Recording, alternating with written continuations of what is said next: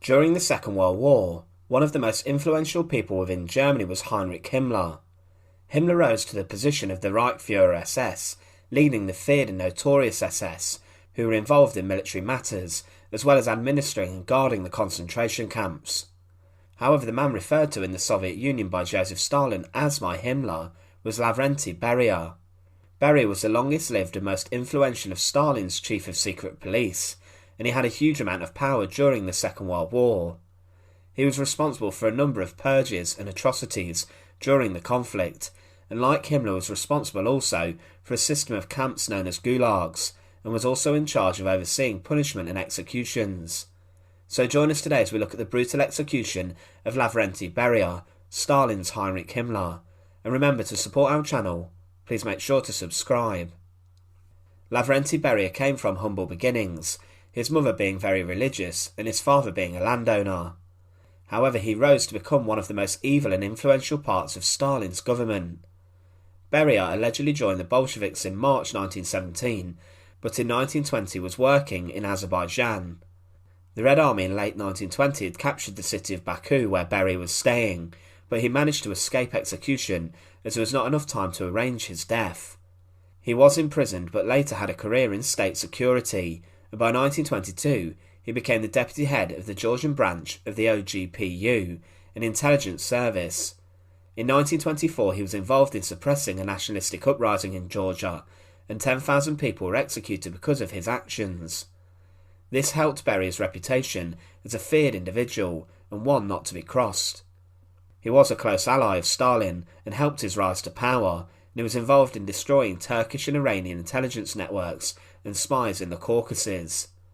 In 1931 he was appointed to the position of the first secretary of the Communist Party of Georgia and became a member of the Central Committee of the Communist Party of the Soviet Union 3 years later.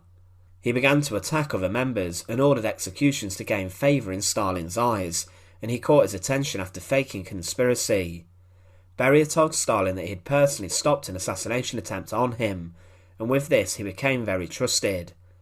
He was involved in a number of Stalin's purges, running them and executing a huge number of people. Beria was very loyal to Stalin and was willing to crush anyone who wasn't loyal to him and the cause of communism. But it was the head of the NKVD that Beria is mostly remembered. He initially started as a deputy in August 1938, however later became the head himself. Nikolai Yevtsov had initially been chosen as the leader of the Soviet secret police, but it was claimed that he was strangled by Lavrentiy Beria himself. Beria then purged the NKVD, ensuring that those in positions of power were loyal to him and not Yevtsov. In the 1930s, Beria was responsible for a number of purges, sending thousands of politicians, writers, scientists and even peasants to prison, to be tortured barbarically or sent straight to a shooting range to be executed. It was said that, in these days, everyone lived in fear. Everyone expected that at any moment there would be a knock on the door in the middle of the night that would prove fatal. Beria instilled a reign of terror onto the people of the Soviet Union and wished to mercilessly crush any dissenters. For decades he had been involved in murders and killings, and was the main force behind the creation and expansion of a huge network of forced labour camps across Soviet territory, known as the gulags. There were over 500 camps set up, and these saw horrific treatment and punishment inside of them. Many sent to the gulags would be killed by the conditions, and it was said by a former prisoner. The gulags existed before Beria, but he was the one who built them on a mass scale, industrialising them. Human life had no value for him. Stalin knew what a brutal man he was, referring to him, as mentioned earlier in a conference with President Roosevelt, as our Himmler, comparing Beria to the man who oversaw the Holocaust, the SS, and the mass murder of millions during the Second World War. As World War II hit the Soviet Union, Beria was an integral part of Stalin's policies and treatment of his own people. An agreement had been drawn up known as the Molotov-Ribbentrop Pact between the Soviets and Nazi Germany that stated that Poland would be carved up between the two nations after it was invaded. Stalin would send his forces in from the east to take Poland after Hitler sent his in, and the Russian Red Army were ruthless and brutal. The remaining Polish army was rounded up and sent to camps. However, one event Beria would be remembered for in infamy was the Katyn massacre. This was a series of executions by the Soviet Union, where 22,000 members of the Polish military, as well as other civilians such as doctors and priests, were executed en masse. Beria proposed to Stalin that all captive members of the Polish officer corps should be killed, and Stalin approved this. It was Beria who sanctioned this, and this was a huge criminal act which was only discovered when the mass graves were located. There was a cover-up of the massacre arranged by the NKVD, but Beria continued his reign of terror. In 1941 he arranged a huge purge of the Red Army this time, in which 500 of his own NKVD agents and operatives were executed, along with 30,000 members of the Red Army. Executing your own soldiers at this time wasn't the most clever move for the Soviet Union, as the Nazis would break their non-aggression pact and invade the Soviet Union during Operation Barbarossa, which saw huge losses initially for the Red Army. The purges were talked about by officers, and they came up with a euphemism for this, having a coffee with Beria, and he was known as Stalin's most wicked henchman. He actively was involved in mass murders, but he was also known for committing rape on the streets of Moscow, prowling the streets in his car, looking for women to assault. He was a terrible and brutal man, and today many of his true crimes are still classified in Soviet archives. Inside of the military, he became the Marshal of the Soviet Union, the highest rank, and had also been involved in overseeing the Soviet attempts to build an atomic bomb, forcing workers from the gulags to work in uranium mines. However, after the war, it was with the downfall of Stalin that Beria's also came. Stalin was approaching 70, and there was a struggle for power and a debate as to who would succeed him after he died. Beria resigned from being the NKVD's chief in January 1946, but was still in control as deputy prime minister, but with Stalin's death, things all changed. In March 1953, Stalin died from a cerebral hemorrhage, and some men pointed the finger at Beria, accusing him of poisoning the former leader. Beria was allegedly mocking Stalin as he died from his illness, but when Stalin died, there was a deadly race for the top job in the Soviet Union. Beria seemed in a great position. For years he had been the chief of the NKVD, and had been keeping tabs and eyes on his rivals, creating a dossier of dirt on them, and this meant he could manipulate any of the men, but this didn't actually play out.